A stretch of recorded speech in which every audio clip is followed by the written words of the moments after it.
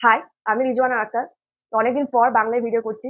And আমি আজ খুব এক্সাইটেড যে নিজের ভাষায় ভিডিও করছি। আর নিজের ভাষায় বললে একটু ফ্লুয়েন্টলি বলা যেতে পারে। যাই হোক, আর আজকের ভিডিওর ভয়েসটা একটু লো যাবে কারণ আমার গলায় একটু ব্যথা আছে। আর সাথে ঠান্ডাও লেগেছে। যাই হোক, এসব বাদ দাও। আজকের ভিডিও টপিক ছিল যে ব্যাকলগ কিভাবে আমি কভার করেছি। তো ১ম এ বলে রাখি আমি কোনো মহাপন্ডিত নই। আমি তোমাদের মধ্যে নিট অ্যাসপিরেন্ট বলতে গেলে তোমাদের থেকেও হয়তো নিচু লেভেলের। তো আমার অনেক ব্যাকলগ হয়েছিল এবং এখনো হচ্ছে। তার কারণ হচ্ছে দুদিকে দুটো টেস্ট ম্যানেজ করা খুবই চাপের হয়ে যাচ্ছে, তার শরীর খারাপ হয়ে গিয়েছে। যাই হোক, তাও ইউটিউবটা মাঝে মাঝে করছি বলে একটু মনটা ঠিক থাকে, সেটাও ঠিক থাকে। আজে বাজে কথা বলছি, যাই হোক। হ্যাঁ, তো ব্যাকলগ দু ধরনের স্টুডেন্টস এর ক্ষেত্রে হয়েছে। এক ধরনের স্টুডেন্ট যে প্রথম শুরু করছে তার প্রিপারেশন এখন থেকে, মানে তার অনেক কিছু চ্যাপ্টারই হয়নি ব্যাচ থেকে। সেকেন্ড ধরনের স্টুডেন্ট সেটা হচ্ছে যার প্রথম থেকে শুরু হয়েছিল, মানে যে প্রথম থেকে শুরু করেছিল পড়াশোনা শুরু করা, কিন্তু মাঝে শরীর অসুস্থ থাকা বা পড়ায় মন না লাগার কারণে মাঝখানে অনেক ব্যাকলগ হয়ে গিয়েছে। তো প্রথম ধরনের যে স্টুডেন্টস আর একেবারে পড়া শুরু করেনি যারা, তাদের জন্য বলবো প্রথমে বেস চ্যাপ্টার গুলো ক্লিয়ার করো, তারপরে কারেন্ট যে চ্যাপ্টার গুলো চলছে ব্যাচে সেগুলো হাত দাও। কারণ যদি সেগুলো হাত দিতে লেগে যাও প্রথমেই, তাহলে কিছু বুঝতে পারবে না, বরং আরো ডিমোটিভেট হয়ে যাবে আর পড়তে ইচ্ছা হবে না। তো প্রথমে কি করবে, প্রথমে তোমরা যেমন কেমিস্ট্রি মূল কনসেপ্ট, ফিজিক্সের ক্ষেত্রে বেসিক ম্যাথ ভেক্টর, তারপরে মোশন ইন 1D 2D এগুলো আগে কমপ্লিট করো, তারপরে কারেন্ট লেকচারে যাও। আর দ্বিতীয় ধরনের স্টুডেন্ট যারা প্রথম দিকে এই চ্যাপ্টার গুলো করে নিয়েছে এবং মাঝখানে ব্যাকলগ হয়ে গিয়েছিল, তাদের জন্য আমি টিপস দিচ্ছি, মানে টিপস বলতে আমি যা ব্যবহার করতে চাই। কি করবে, প্রথমত কারেন্ট যে লেকচার চলছে তার সঙ্গে কোনো কম্প্রোমাইজ করবে না, এটা ডেলি করতে থাকো। মানে এবার লাইভ লেকচার দেখো না, এটা বলবো, কারণ ব্যাকলগ হয়েছে তাই লাইভ লেকচার দেখা তোমাদের ঠিক হবে না, তাহলে ব্যাকলগ কমপ্লিট হবে না। তো কি করবে, দিনে ৩টে করে লেকচার আমাদের হয়। ফিজিক্সের ২ ঘন্টা, কখনো কখনো স্যার ২.৫ ঘন্টা ৩ ঘন্টা করিয়ে দেন। কেমিস্ট্রিতে ২ ঘন্টা, ২ ঘন্টার বেশি মাঝে মাঝে গিয়েছে, বেশি যায়নি। আর বায়োলজিতে ২ ঘন্টা। তা আমি বলবো বায়োলজিটা ব্যাচ থেকে করো না, বায়োলজিটা ইউটিউবের ফ্রি সিরিজ থেকে দেখো ওয়ান শট, তারপর এনসিইআরটি পড়ো, আমি ওটাই করছি। আর ফিজিক্সের ক্ষেত্রে এবং কেমিস্ট্রির ক্ষেত্রে ব্যাচ থেকেই পড়ো, মানে লাইভ লেকচার দেখবে না। ধরো আজকের লেকচারটা হলো, আজকের লেকচারটা না দেখে পরের দিন সকাল থেকে সেই লেকচারটা দেখতে শুরু করো 1.5x। যদি এইভাবে দেখতে শুরু করো তাহলে দেখবে ২ ঘন্টার মধ্যে তোমার পুরো লেকচারটা কমপ্লিট হয়ে যাবে, তার সাথে সাথে নোটসও কমপ্লিট হয়ে যাবে। আচ্ছা, তোমরা সবাই স্কলারশিপ পরীক্ষাটা সম্পর্কে নিশ্চয়ই জানো, আবার অনেকে জানো না। তো ভারতের সবচেয়ে বড় স্কলারশিপ পরীক্ষা পিডব্লিউ এনসেট ফিরে এসেছে, এবং সেটা আগের বছরের থেকে অনেকটা বড়। আগের বছর ১৭ লাখ স্টুডেন্টস এই পরীক্ষাতে বসেছিল এবং ২০,০০০-এরও বেশি স্টুডেন্টস স্কলারশিপ পেয়েছিল। এবং এই বছর ৫০,০০০-এরও বেশি স্টুডেন্ট ২৫০ কোটি টাকার মতো স্কলারশিপ জিততে পারে এবং ২ কোটি টাকার নগদ পুরস্কার জিততে পারে। এছাড়াও প্রথমবারের মতো যারা টপ করবে এই পরীক্ষায়, তারা পাবে বিনামূল্যে, অর্থাৎ ফ্রিতে, এডুকেশন এবং অ্যাকোমোডেশন, মানে থাকার জায়গা আর কি। পিডব্লিউ এনসেট যে শুধুমাত্র পরীক্ষা তা নয়, এর দ্বারা লাখ লাখ নিট এবং যেই অ্যাসপারেন্টদের মধ্যে আমরা কোথায় স্ট্যান্ড করছি সেটা আমরা বুঝতে পারবো। তো এটা দেওয়াটা আমার মতে ঠিক। তো আমিও দেবো ভাবছি, তোমরা কারা কারা দেবে অবশ্যই জানাবে। এবং এই পিডব্লিউ এনসেট পরীক্ষার তত্ত্বাবধানে আছেন অনেক আইআইটিয়ানস, এনআইটিয়ানস এবং ডক্টরস। ভবিষ্যতের আইআইটিয়ানস, ডক্টরস এবং এনআইটিয়ানসরা তাদের যাত্রা এই পিডব্লিউ এনসেট স্কলারশিপ পরীক্ষা দিয়ে শুরু করেছিলেন। বলবো একদম মিস করো না, রেজিস্টার করে নাও আর নিজের স্বপ্নের দিকে এগিয়ে যাও। আর একটা কথা বলে রাখি, রেজিস্ট্রেশন করতে কোনো টাকা লাগবে না, সম্পূর্ণ বিনামূল্যে তোমরা রেজিস্ট্রেশন করে নেবে। আচ্ছা, তো তোমাদের মনে এই প্রশ্নটা আসতেই পারে যে অনেক দূরে গিয়ে সেন্টারে গিয়ে আমাকে পরীক্ষা দিতে যেতে হবে, অনেকটা জার্নি করতে হবে। তো একদম ভুল, এই পরীক্ষাটা অনলাইনে কন্ডাক্ট হচ্ছে। তো অনলাইনে কবে কবে হবে, কখন হবে, অফলাইনে যদি কেউ দিতে চাও, মানে যাদের কাছাকাছি সেন্টার, যদি দিতে যেতে চাও তো দিতে পারো। তো তার সবকিছু ডিটেলস আমি স্ক্রিনে দিয়ে দেবো, তোমরা অবশ্যই চেক করে নিও যারা দিতে চাও অবশ্যই। আর কমেন্টে অবশ্যই জানিও, হ্যাঁ, যে কারা কারা পরীক্ষাটা দেবে, কারণ সব ক্লাসের স্টুডেন্টসরাই পরীক্ষাটা দিতে পারে। তো যদি আমার থেকে অনেক ছোট আমার ভাই বোনরা যদি পরীক্ষাটা দেয় তারাও জানাও, বা আমার থেকে বড় বা আমার সমবয়সী ব্যাচমেট যারা পরীক্ষাটা দেবে ভাবছো তারাও জানাও। এবার ফিজিক্সের ক্ষেত্রে নোটস বানানো কি প্রয়োজনীয়? আমি নোটস বানাচ্ছি না সাধারণত। তার কারণ হচ্ছে যখন ক্লাস 12 এ যাবো তখন নোটস বানাবো ভাবছি। কিন্তু এখন নোটস বানাচ্ছি না। তো অনেকবার পড়া হয়ে গেছে এগুলো। আর যাদের অনেকবার পড়া হয়নি তারা বানাতে পারো। বা মনে হচ্ছে যে না, হয়ে যাবে। যেমন ফিজিক্স মেডিসি যদি তোমাদের কাছে থাকে, তাহলে ফিজিক্স মেডিসি থেকে তোমরা পড়তে পারো। ফিজিক্স মেডিসির প্রতিটি পাড়াতে অনেক স্পেস দেওয়া থাকে, অনেক ফাঁকা জায়গা থাকে। তো সেখানে লেকচারের প্রথমে দেখলে একটু মনে হলো না এটা নেই এই পাতার মধ্যে বা এই চ্যাপ্টারের মধ্যে, স্যার এটা লেখেনি। তোমার মনে হলো সেটা লিখতে হবে, তো তোমরা অ্যাড করে দিলে। আর কোয়েশ্চেনের জন্য কোনো কোয়েশ্চেন লেখার কোনো দরকার নেই, পিডিএফ থেকে তোমরা প্র্যাকটিস করো। আমি লিখি না প্রশ্ন, প্রচুর সময় যায়, কি দরকার নেই, ওদেরকে পিডিএফ থেকে প্র্যাকটিস করবে। পিডিএফ থেকে কোশ্চেন প্র্যাকটিস করেও ভালো র্যাঙ্ক পাওয়া যায়, ভালো স্কোর পাওয়া যায়। যেমন রিসেন্টলি আমার একজনের সঙ্গে পরিচয় হয়েছে, হ্যাঁ, মোহাম্মদ মাজ রাজপুত বলে, হিন্দির একজন, হিন্দির কথা বলে। তো আমি দেখলাম এমআর, তোমরা সবাই চেনো হয়তো এমআর স্যারের একটা, মানে একই 2.0 এসেছিল। তো সেখানে কথা বলছে, তারপরে ইউটিউব শুরু করেছে, তারপরে সব শুনলাম যে পিডিএফ থেকে পড়েছে এবং পিডিএফ থেকে ফিজিক্স সলভ করেছে এবং প্রশ্ন মানে ফিজিক্সে কোনো নোটস বানায়নি, বাট তবু 715 পেয়েছে, 61 র্যাঙ্ক, অল ইন্ডিয়া র্যাঙ্ক। তো করা যেতেই পারে, কোনোটাই অসম্ভব না। এবার এবার নির্ভর করছে নিজের উপর, হ্যাঁ, যে মনে হচ্ছে না নোটস বানাতে হবে না তো হবে না, এরকম মানসিকতা আমার মাঝে মাঝে হয় যে না নোটস বানাতে পারছি না, মানে আমার পড়া হলো না। এবার অনেক সময় কি হয়, আমার অনেক সময় নোটস বানাতে গিয়ে শুধু নোটস এর উপরেই আমি কার্যকলাপ করতে থাকি, আসলে রিভাইজ হয় না। তো রিভাইজ যদি না করে নোটস বানিয়ে কোনো লাভ হবে না। আমার ড্রপের পেছনে এগুলোই কারণ ছিল। যাই হোক, ফিজিক্সটা এভাবে করবে, কেমিস্ট্রি কিভাবে করবে, কেমিস্ট্রি নোটস বানাও, কেমিস্ট্রি নোটস বানাচ্ছি। তো নোটস বানাও, 1.5x দেখো, দেখবে 2 থেকে 2.5 ঘন্টার মধ্যে তোমার কমপ্লিট হয়ে যাবে। টোটাল তোমার টাইম লাগছে 6 থেকে 6.5 ঘন্টা। লাইভ লেকচার গুলো রেকর্ডেড ফর্মে দেখবে 1.5x। আর বায়োলজি তো তোমার দেখছো না ব্যাক থেকে, তাই তোমার তো কম সময় লাগবে। এটা হয়ে গেল রেগুলার লেকচার কিভাবে করবে। আর ব্যাকলগের জন্য তুমি 3 কিবার যদি তোমার পারো, তুমি যদি হার্ড ওয়ার্ক করতে পারো 4 ঘন্টা যেতে পারো। আমি ওটা হার্ড ওয়ার্ক করতে পারি না, হার্ড ওয়ার্ক করলে আমার শরীর অসুস্থ হয়ে পড়ে, রাত জাগতেও পারি না। তো শরীরটা আগে অবশ্যই, তারপর অন্য কিছু। তো যাই হোক, আমি সেরকম ভাবে টাইম কখনো দিইনি 4 ঘন্টা পর্যন্ত, মানে দিনে 14 ঘন্টা পড়বো এরকম আমি পারি না, সত্যি পারি না, আমার পক্ষে সম্ভব হয় না। আমি চেষ্টা করেছি 2 দিন পর পর, তারপর আমি আর পারি না। তো এটা আমার নেগেটিভ পয়েন্ট, আমার একটা দুর্বলতা এটাই, যে আমি পারি না। ওটাকে হয়তো পারি হার্ড ওয়ার্ক করতে, তো তারা করতে পারবে 4 ঘন্টা, কিংবা যদি কেউ চায় 3 ঘন্টা করতে পারবে, 3 ঘন্টা তো দিতে পারে, 3 ঘন্টা তো ইজিলি দেওয়া যেতে পারে। তো কিভাবে দেবে 3 ঘন্টা 3টে লেকচারের জন্য? বা বায়োলজির জন্য কম কম টাইম দাও, 30 মিনিট দিতে পারো, কোনো অসুবিধা নেই, 30 মিনিট দেবে, 1.5x দেখবে, 30 মিনিটে তুমি 1 ঘন্টার একটা ভিডিও দেখতে পারবে, ঠিক আছে। আর ফিজিক্স কেমিস্ট্রির জন্য 1.5 ঘন্টা 1.5 ঘন্টা করে দিতে পারো, 1.5 ঘন্টা করে, 1 ঘন্টা 1 ঘন্টা করে দিতে পারবে, 3 ঘন্টা হচ্ছে, যাই হোক ওভাবে দিতে পারো। আর নোটসও বানাবে না, ফিজিক্সের জন্য তো সময় একটা বাঁচবে। তো হয়ে গেল, কিভাবে তুমি সারাদিনে কারেন্ট লেকচার আর তার সাথে ব্যাকলগ লেকচার ক্লিয়ার করবে।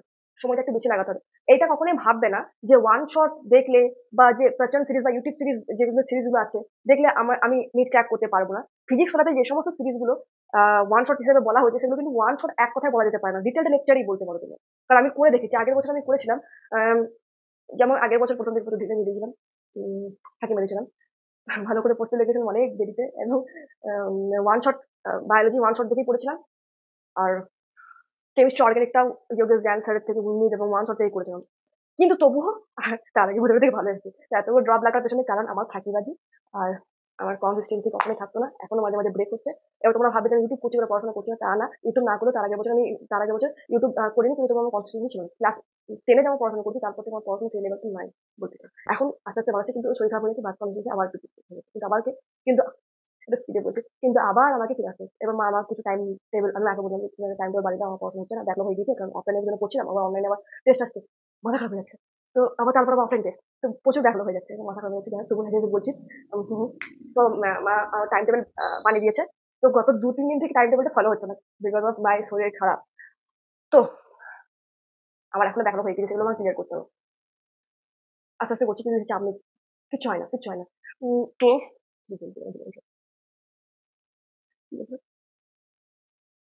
তো তুমি দিনে 9 ঘন্টা দিচ্ছ তোমার কারেন্ট লেকচার এবং ব্যাকলগ লেকচার, এবং তারপর তোমাকে রিভাইজ করতে হবে। এবার তুমি কিভাবে করবে সেটা তোমার উপর নির্ভর করছে। রিভাইজ আমার সাধারণত ক্লাস নোট রিভাইজ করে 30 মিনিট লাগে, টাইম বাউন্ড করে করে করে। এবার তোমার যদি 1 ঘন্টা লাগে, তো তোমাকে বেশি টাইম দিতে হবে। তোমার যদি 15 মিনিটও যেটা তোমার কম টাইম দিলে হয়ে যাবে, এটা নির্ভর করছে স্টুডেন্টের উপর, ঠিক আছে। তো এভাবে করবে। ব্যাকলগ আর রিভাইজ বলে দিলাম, আমি নোটস বানাতে হবে কি হবে না। এবার আমার কথা শুনে নোটস বানাবো না এটা ভাবো না। আমি আলাদা মানুষ, তুমি আলাদা মানুষ। আমি যেটা বলছি, আমি কিভাবে করছি সেটা বলছি, আমি জানাচ্ছি। এই মানে এই না যে আমি যা করছি তোমাকে তাই করতে হবে, ঠিক আছে। তোমার যেটা ভালো লাগে তুমি সেটা করো। এবার তুমি শুনে হয়তো এটা ভাবতে পারো যে এটা করে দেখি, যদি তোমার সুবিধা হয় তুমি সেটা করতে পারো, বেশ। যাই হোক, এবার তোমাদের প্রশ্নগুলো নিই। অনেক বকবক করলাম, তোমাদের প্রশ্নগুলো নিয়ে বলো। কি কি বলেছো?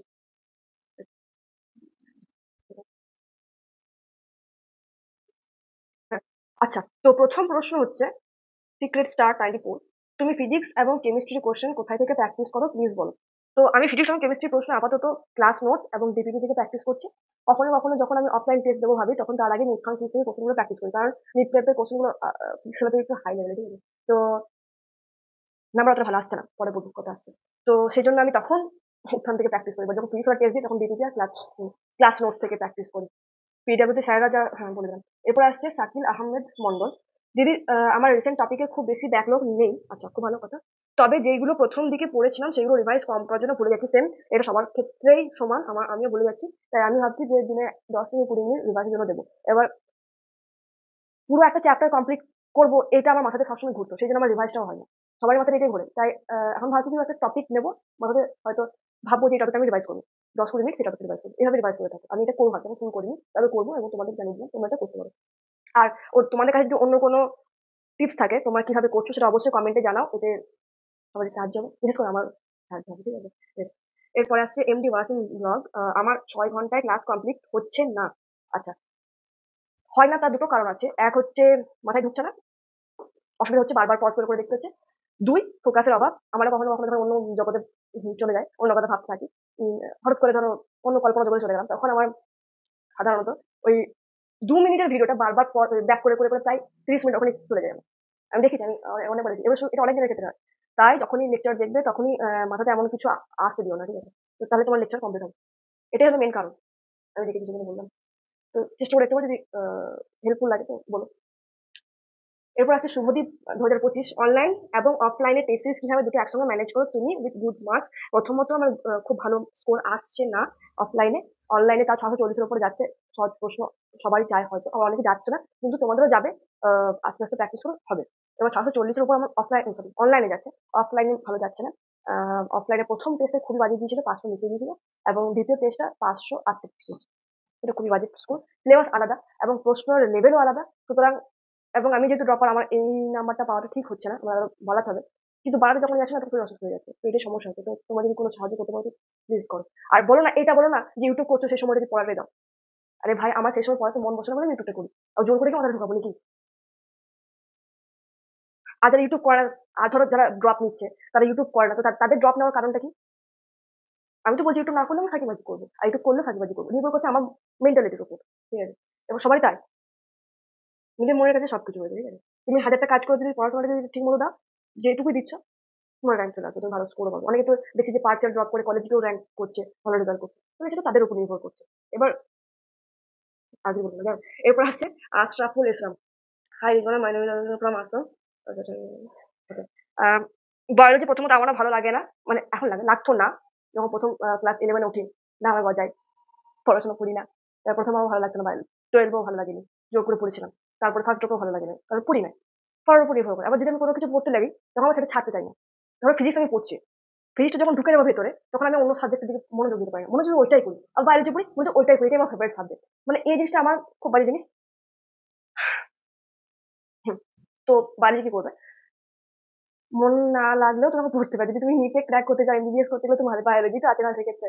এবার তোমার যদি মনে হয় যে তুমি ডাক্তার হতে চাও, তোমার বায়োলজি ভালো না হলে তুমি ডাক্তার কিভাবে হবে? পয়েন্ট। তাহলে দেখো, এবার প্র্যাকটিস করো, বারবার পড়ো, মনে রাখার চেষ্টা করো, ট্রিক করো, নিমন স্টোরি করো। Yes, আর বাড়ির লোকে ওই যে আমারও যখন সেকেন্ড অফ নিই, তখন মনে হয় খুব জোশ ছিল, ভালো রেজাল্ট করবো, আমি নিট ক্র্যাক করবো। তারপরে যখন শেষের দিকে হলো, তখন মনে হচ্ছে আমি আর পারছি না, আমি আর করতে পারবো না। আর বাড়িতে কি বলবো, আমি বলি যে ড্রপ নেবো, বাড়িতে কিছু বলবে না অবশ্য, কিন্তু তবুও আমি যেমন পড়েছি ড্রপ নেবো, আবার পড়তে পারছি না, তাহলে কি বলবো, আমার কাঁদতে থাকে, ঠিক আছে? প্র্যাকটিস করছি আর চোখ দিয়ে পানি বেরোচ্ছে, জল বেরোচ্ছে, সরি জল পানি দেয় বেরোচ্ছে। দিয়ে মা সামনে বসে আছে, দিয়ে মা বলছে যে এবার আমার কান্না ছাড়া ছোট থেকে আছে, মানে আমি খুব কান্দুনি টাইপ। এখন আমার দেখে মনে হয় আমি খুব কান্দুনি টাইপ, সবার সামনে কাঁদি না, লুকিয়ে লুকিয়ে কাঁদি। আর সামান্যতে চোখে জল চলে আসে। দিয়ে একদিন মা মানে প্রায় দেখে নেই এমন কান্দে কান্দে শাশুড়িদের কাছে গেছে থাকে। আমি কাঁদছি আর লিখছি, আর চোখে জল দিচ্ছি। এটা ঠিক নিটে এই নিটটার কয়েকদিন আগে বায়োলজি করছি আর কি। আমি মনে হচ্ছে যে পারবো না পারবো না, তবে একবার যখন একদম হাত কাঁপতে থাকে, খুব টেনশন করছিলাম, না পড়লে টেনশন হবে যায়। যত ইন্টেলিজেন্ট হোক বা যতই বুদ্ধিমান হোক, পড়াশোনা না করলে কিছু হবে না। আর আমি অত ইন্টেলিজেন্ট নয়, সাধারণ এভারেজ স্টুডেন্ট। ওই আর মাধ্যমিক উচ্চ মাধ্যমিকে 90-র উপরে নাম্বার তোলা খুব একটা মহাভারত জয় করার কোনো ব্যাপার না। তো তখন পাওয়া যেতে পারে, কিন্তু কম্পিটিটিভ এক্সামের ক্ষেত্রে তোমাকে প্রচুর পরিশ্রম হতে হবে, পরিশ্রম করতে হবে, বুঝলে? পরের প্রশ্ন, নাফিসা ইয়াসমিন।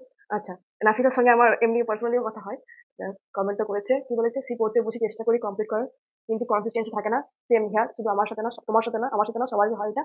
আর যখন আমার প্রবলেম ঘটে তখন আমার সময় নষ্ট হয়ে যায় অনেক, ইউটিউব স্ক্রল করি, কোনো সিরিয়াল দেখতে লেগে যায়, গান শুনতে লেগে যায়, আর এরকম অনেক কিছু হয়। তো সেজন্য মাকে আমি রুটিন বানাতে বলেছিলাম, তো সেই রুটিন দিয়ে করি। আর মা অনেক হেল্প করে এই ক্ষেত্রে আমাকে, যে তাই মনে হয়েছে অনেক হেল্প করে। এই পড়তে বস, হ্যান কর ত্যান কর, পরীক্ষা আসছে, সবার সাথেই হয় এটা। এরপর আসছে আব্দুল নূর। হ্যালো দিদি, কেমন আছেন? হ্যাঁ, ভালো তো আছি, কিন্তু একটু শরীরটা খারাপ আছে। যাক, আমি একজন আর্জুনা নিট 1.0 ব্যাচের স্টুডেন্ট, আমি এই ব্যাচ লেট করে জয়েন করেছি। আচ্ছা, ব্যাকলগের প্রবলেম প্রথমেই বলে দিলাম, তো এইভাবে কমপ্লিট করো। এরপরে আসছে এরপরে আসছে সৌভিক, তোমার সিলেবাস কবে শেষ হবে? তো জানুয়ারি শেষের দিকে শেষ করার প্ল্যান আছে, তার আগে। আর যে অফলাইন টেস্ট হয়েছে সেখানে ডিসেম্বরে শেষ হয়ে যাবে, চেষ্টা করবো। দেখা যাক কতদূর হয়। আর রিভিশন অ্যাপ্রোচ কি, রিভিশনটা তো এখন থেকে শুরু করতে হবে। তো তখন শেষে শুরু করবো সেটা ভাবাটা ভুল। ঠিক আছে? তোমার কি আছে সেটা বলবে কমেন্টে। তোমার কখন শেষ হবে, তুমি কিভাবে রিভিশন করছো? আচ্ছা, পরে আমরা হাই রিজওয়ানা বলছিলাম যে প্রেজেন্ট লেকচারের সাথে আচ্ছা 120টা লেকচার তোমার ব্যাকলগ হয়েছে, তাই তো? এবার তুমি যদি বলো প্রেজেন্ট লেকচার করবো না, ব্যাকলগ লেকচার দেখবো, তাহলে সমস্যা হবে। কেন বলো তো? যদি তোমার present lecture sorry present lecture দেখছো না, ব্যাকলগ 120টা লেকচার, তুমি প্রতিদিন 4টা লেকচার দেখছো, 30 দিন লাগবে। লাগবে তো 30 দিন লাগবে ব্যাকলগটা কমপ্লিট করতে। তাহলে এই 30 দিন তুমি যে ব্যাকলগটা কমপ্লিট করবে, সেই 30 দিন আবার নতুন ব্যাকলগ হয়ে যাবে। তো এটা খুবই সমস্যাজনক ব্যাপার। তো আমি বলবো যে দুটোকে একসঙ্গে ম্যানেজ করে চলো না, আবার থাকবে। আশা করছি কথা শুনে বুঝতে পারবে। রুহিতে, দিদি তুমি বোটানি কিভাবে পড়ো একটু বলো। এই জুলজিটা আমার ভালো লাগে, বোটানিটা আমার একদম ভালো লাগে না। বাট এখন ভালো লাগছে পড়তে পড়তে। তো আস্তে আস্তে পড়তে পড়তে ভালো লাগা স্টার্ট হবে সবকিছুর ক্ষেত্রেই। একটু সময় দিলে সেটার উপর ভালো লাগা জন্মায়। যাই হোক, আর যে জিনিসটাই বেশি মনে হবে কষ্ট লাগছে বা যে জিনিসটা মনে হচ্ছে যে না ভালো লাগছে না, সেই জিনিসটাই সবচেয়ে বেশি গুরুত্ব দিলে যাবে সবচেয়ে দিলে বলছি যদি পড়াশোনা বলছি। যাই হোক, বুঝতে পারলে। পড়া বারবার তাহলে হবে।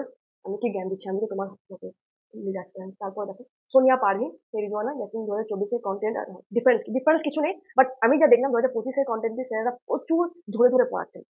মানে 2024টা জিরো থেকে টপ, আর 2025টা হচ্ছে নেগেটিভ যারা আছে, নেগেটিভ থেকে টপ লেভেলে। তো এটা ডিফারেন্স। আর প্রচুর প্রশ্ন করেছেন স্যাররা 2025-এ। সেম, কিভাবে ম্যানেজ করবো আমার সমস্যা হচ্ছে, আমাকে প্লিজ কমেন্টে জানিয়ে কিভাবে ম্যানেজ করবো। তোমার সমস্যা হচ্ছে, তুমি চেষ্টা করছি ম্যানেজ করার।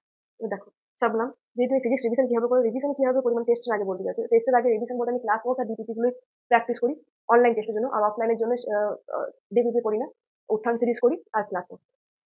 তুমি কিভাবে করো অবশ্যই কমেন্টে জানিও। ভিডিওটা অনেকটাই বড় হয়ে গেল, আশা করি ভিডিওটা তোমরা পুরোটা দেখেছো। তো ভিডিওটা শেষ পর্যন্ত দেখার জন্য অসংখ্য অসংখ্য ধন্যবাদ তোমাদের। আর এভাবে আমার পাশে থাকার জন্য, এভাবে উৎসাহ দেওয়ার জন্য, এনার্জি দেওয়ার জন্য অসংখ্য ধন্যবাদ। আর এভাবে পাশে থেকো। আর বেস্ট অফ লাক, এগিয়ে যাও নিজের সাফল্যের দিকে। আর যাই হয়ে যাক না কেন, ভেঙে না পড়াটাই বেটার। আর শরীর আগে, মন আগে, তারপর অন্য কিছু। আহ, তো আগে দেখবে যে কোনটা তোমার জন্য ঠিক, তারপর সেটা সেভাবে টাইম টেবিল বানিয়ে পড়াশোনা করতে শুরু করো। তো আজকের মতো এই পর্যন্ত থাক। আবার দেখা হচ্ছে পরের ভিডিওতে। আর পরের কি রিলেটেড ভিডিও দেখতে চাও, যদি বাংলায় দেখতে চাও তো অবশ্যই কমেন্ট করবে, আর কি রিলেটেড দেখতে চাও সেটা অবশ্যই কমেন্ট করবে। তো ঠিক আছে, টাটা।